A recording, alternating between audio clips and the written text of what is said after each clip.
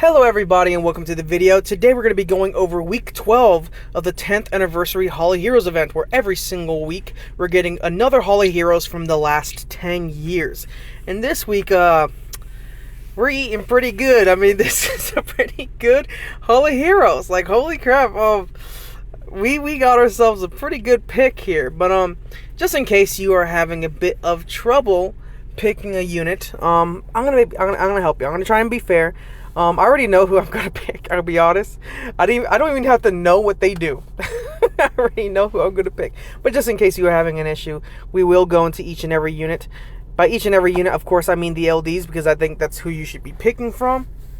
But, yeah, we're going to go over the Light Chakram Dancer and the Dark Assassin and see which one is the better choice. And I can't believe I'm doing this. I think the answer is obvious, but let's get let's go into the Dark Assassin first. Let's start with her. Okay, so the first unit that we're going to be taking a look at is Isabelle, the Dark Assassin. She has a universal speed lead, which increases the attack speed of all ally monsters by 19%.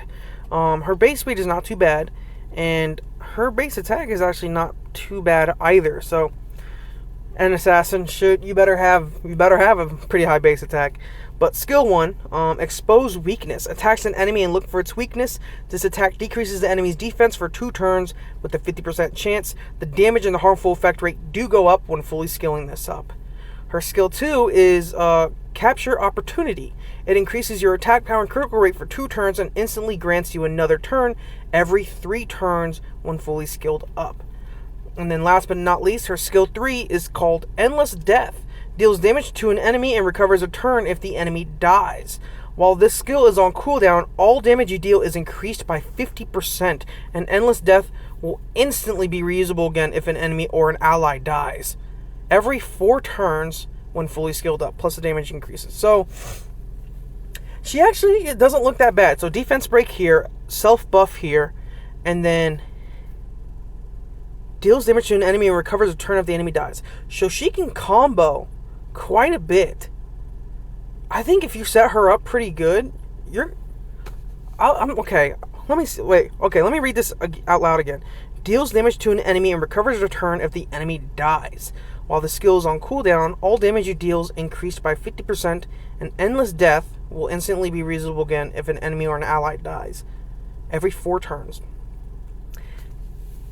So, technically, like, if you wanted to, you could come into a fight, let's say, I don't know why, but you have the Fire Oracle, I can't remember her name, Juno. So you have Juno, Galleon, and her, right, Isabelle. Juno, you bring Juno to strip the enemies, boom, everyone's stripped. Galleon comes in, boosts the attack bar of all the allies while decreasing the defense of everyone, and if runed well enough, she should be able to use this third skill on an enemy. Boom, big nuke, and not only gain another turn, but if an enemy dies, it is instantly able to be used again. So she could just spam this if you build her strong enough. That's really good. And she doesn't even really, I mean, I said Galleon for the attack buff, but if you found a different defense breaker, technically you could be even smarter with her. I don't know, maybe I'm being stupid by saying this, but like if you found a different defense breaker, like an AoE defense breaker, you could end her in with her, have her use her second skill, increase attack power and crit rate, and you could sacrifice her crit rate a little bit in the stats, right? Like you get her with like 60% crit rate or 50% crit rate, whichever you're more comfortable with. Get her and focus more on attack and crit damage. And it's just like, since she'll be buffing herself, she'll increase that attack even further, and that crit rate buff will make up for the missing crit rate. She'll instantly gain another turn, and she can hop in and do this, right? And since she's going to be constantly proccing through turns, this will go back on cooldown eventually. And, yeah, like, dude, you'll be able to get out some serious damage. So she seems like a really good nuker. I mean, she's, with that being said, I mean, defense break, attack buff, crit rate buff, and spammable nukes. Potentially spammable nukes. I mean, for what she's there to do, she looks like she'd go absolutely insane. You know what? I mean, okay, where can we use her? Obviously, we can use her in Light Beast. Oh, she's going to go absolutely insane in Light Beast. Obviously, guild content. Obviously, if you wanted to, I guess you could probably use her in Arena. Are you going to use her in any other content in the game? Maybe? Possibly? I mean, you could, in a way, but, I mean, there's no real need to use her. She's not bad. Don't get me wrong. She's not bad at all. But, again, she's going to be using guild content, which is not bad. So, guild content, you're not going to really use her in any other places other than that in the Light Beast. You could potentially use her, I guess, in the Rift Raid, I guess, if you're like on an LD only account, maybe. But other than that, I mean, basic build, you can either go Fatal Blade or Rage Blade. Attack, crit damage, attack, obviously that's where you want to go. You could go speed, crit damage, attack just to make sure she moves, but you're going to have to make up for her attack in substats and make sure you get the good grinds on her. But it's either Fatal Blade or Rage Blade. I would go Rage Blade. But really basic unit, but not bad. I'll rate her in a little bit.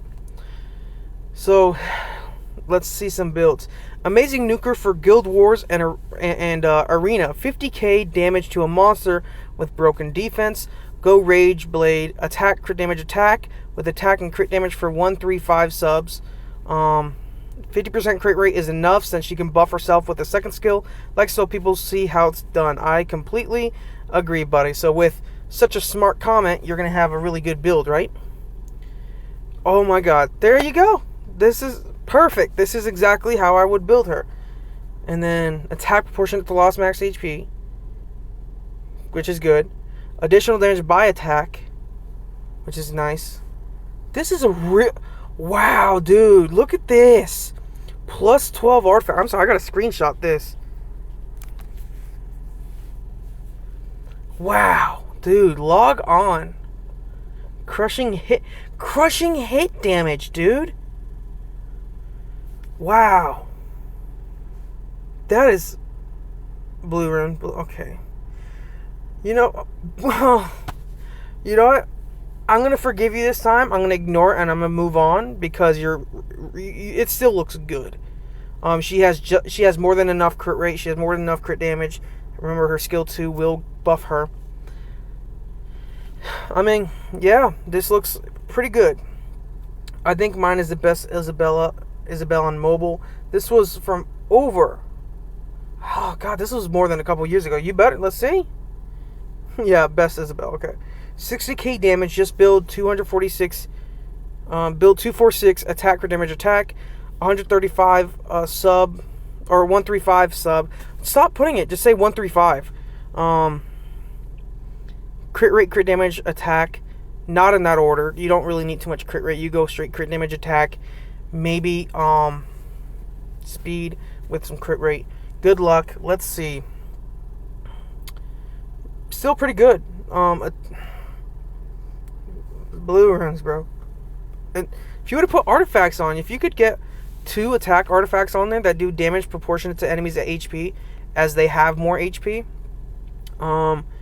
you'd have almost 2,000 attack, and it's just like you can grind out that flat attack. This is what it is. You could roll out that defense for flat attack. I mean, it is what it is, bro. You would probably have a better build if you'd farm more. Mine's the best 5-star, 40k damage, no skill ups, boom. Violence is the way to go. Okay. Bob the Builder. Violence is probably the worst build on her, in my opinion. Maybe not the worst. Okay, maybe you could prove me wrong. But, dude, she has so many built-in violent procs in a way, right? Gains another turn here. gains another turn here. I mean, dude, Violent is not the build for her. So, I like the first one's Bob the Builder. Your build is just, I don't know, maybe, in my opinion, it's just not correct. But for usage, Guild Battle, as always, Siege Battle, Arena, and Light Beast, like I mentioned. So, pretty basic. Statistics, Rage Blade, Fatal Blade, Swift Blade, Rage Will, Blade, Rage, correct. The Violent thing does not work. Attack, crit, or speed, crit damage, attack. As it should be. Obviously, you're going to aim for attack artifacts. On your artifacts, skill 3 or skill 3/4 crit damage, damage proportionate to enemies' HP. Like the damage increases proportionate to enemies' max HP, whatever. Additional damage proportionate to attack, and then damage dealt on just any of the attributes, but I guess light is going to be really good. Additional damage to attack, crit damage as enemy's HP is more, correct. Own turn, 1 target crit damage, correct. Crit damage as enemy's HP is less. See, here's the thing, crit damage as enemy's HP is less isn't really too useful, since you want her to just straight up nuke. You don't care if you don't want to get the enemy's HP low. Own turn, yep. Skill 1. Yeah, I mean, this is the build for her. So, Isabelle. Isabelle has insane potential. I want to give her an 8 out of 10. I mean, she's a really good nuker. But, sadly for Isabelle, I mean, you know, if you would have put her on a different week, I think she would have definitely been, like, an easy choice. But we have one hell of a contender. Let's go to the next unit. Okay, so next is Diva, the Light Chakram Dancer. Gosh, I have so much I want to say right now, but I can't say it because I'm trying to be fair. But first of all, looking at her stats, she has lower base attack, I think, than Isabelle, but higher base speed by 1 point. She does have a dungeon speed lead, which I would keep that in mind. That is actually really... That's actually pretty good. Yeah, no, that's really, really good. Let's go into her skill. Skill 1, attacks the enemy 2 times, inflict damage that increases as the enemy's HP decreases. This is the same thing every Chakram Dancer has. And then this is essentially stating that the Boomerang Warriors and the allied team will benefit from this as well, I believe. No, it says they attack alongside with it. Skill 2, it's an AoE. It attacks all enemies with chakrams 2 times and then stuns them for 1 turn with a 30% chance each every 3 turns when fully skilled up. AoE stun, which is it's nice. It can be used. Kind of wish it was almost the same as the Fire Boomerang Warriors, where it decreases defense. Heck, I would have taken decrease attack speed AoE. That would be really nice. But stun don't hurt. It can help with waves. Because you're going to use Chakram Dancers in a lot of places. You might use her in Necropolis. You might use her in Punishers. I mean, just the Chakram Dancers in general. And it's just like, they could work. They most certainly could work, especially when it comes to the waves. Because sometimes the waves be the most annoying part. But, moving on to her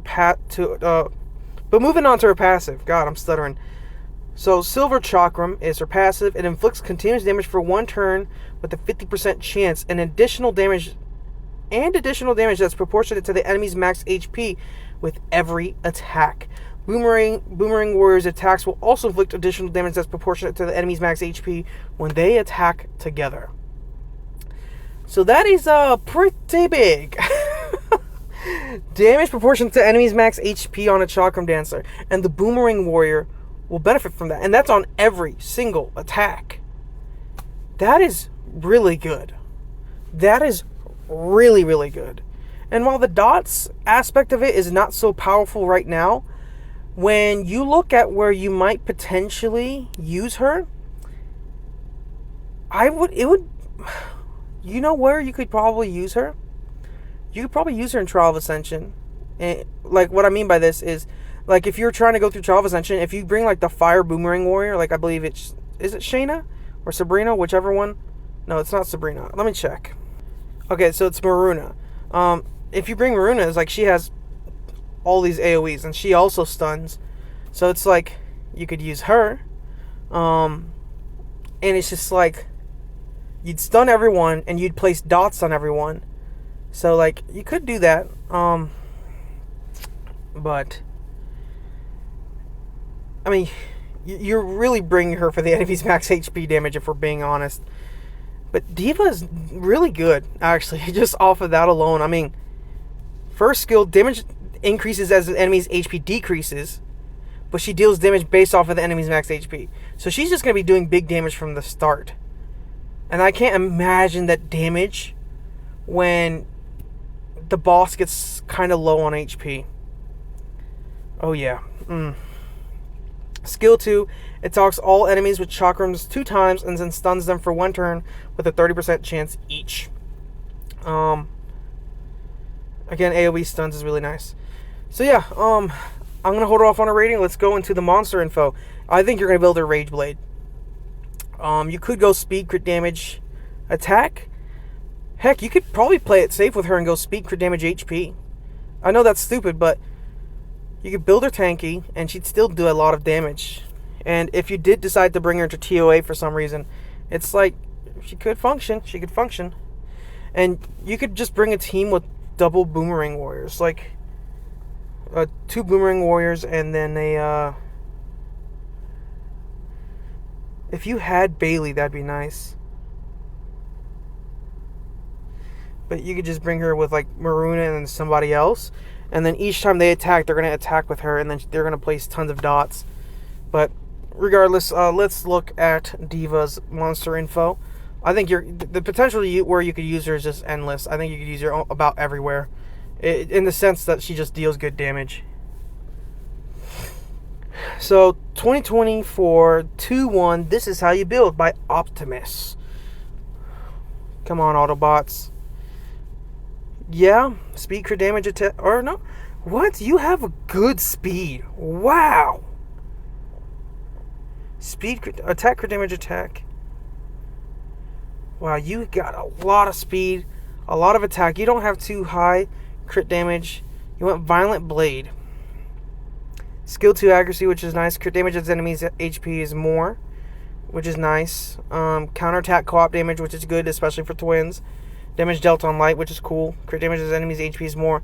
Yeah, I like it. I guess it's violent. You're going violent for, one, it pushes out tons of turns. Pushes out tons of damage. Twins on violent is actually really good. But, I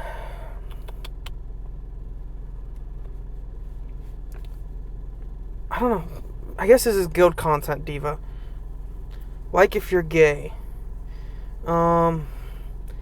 Diva, hey Shanna, give me your runes. It's your turn on storage duty. Speed, crit damage, attack. Why does your runes look like that? Where's your crit rate?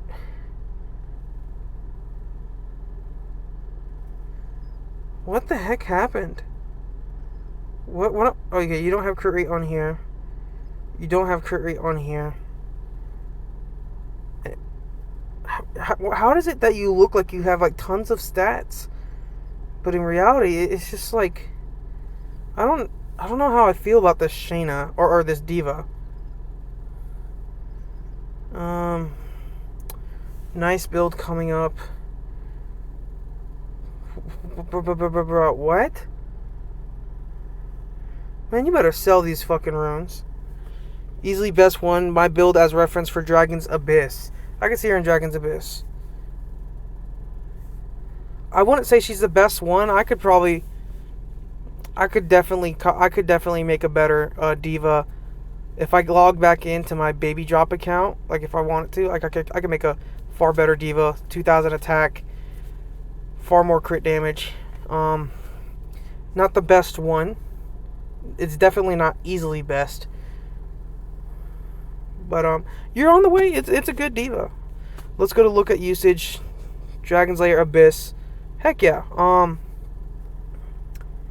Enemies max HP. Yep. AoE stuns. Yeah, no. Dragon's Lair base. You could use her anywhere pretty much, I think. Ice Beast, Trial of Ascension, Rift Raid. I guess you bring her to Rift Raid for the damage. But here's the thing. This is wrong. You don't bring double Chakram and then single Boomerang Warrior. You bring double Boomerang Warrior and then single Chakram. I don't know. I mean, that's just my opinion, but though. Yeah, and then there she is in Necropolis. Let's look at statistics. I think it's Rage Blade, but seems like people are going Violent Blade. Attack or speed, yep, crit damage, and then either attack percent or HP. Attack percent, crit damage as enemy's HP is more, skill, whatever, crit damage, additional damage proportionate to attack. So, yeah. Kind of what I expected a little bit. I don't see crit damage as enemy's HP is more though. Let's move on to the thing. Let's just pick our pick our unit. Okay, so here we are at the pick screen. I'll be completely honest. In my opinion, it's like the choice is so easy. I was trying to entertain it. By the way, I don't know if I gave Diva a rating. Diva, I would also just give an 8 out of 10. I mean, they're both good, but I think Diva is definitely the obvious choice, while Isabelle is really good. Diva is a much better choice, in my opinion.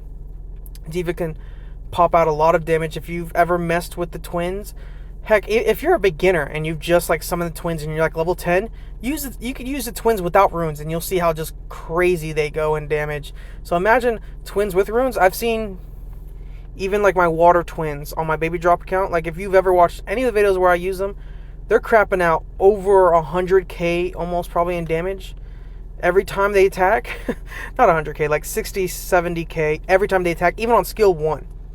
Now you're talking about skill 3, they're probably getting out over 100k in damage, but the damage is just insane on them. And it's like you see Isabelle, even her reviews were like, oh, 50k damage nuke, 60k damage nuke. It's like Diva could do it by herself, and it's just like you're just gonna get so much raw damage from Diva. I think Diva is the obvious choice, but I was entertaining it for you guys, but Diva should be your obvious choice here. So I don't know. I hope you guys enjoyed the video. I'll see you guys in the next one. Peace.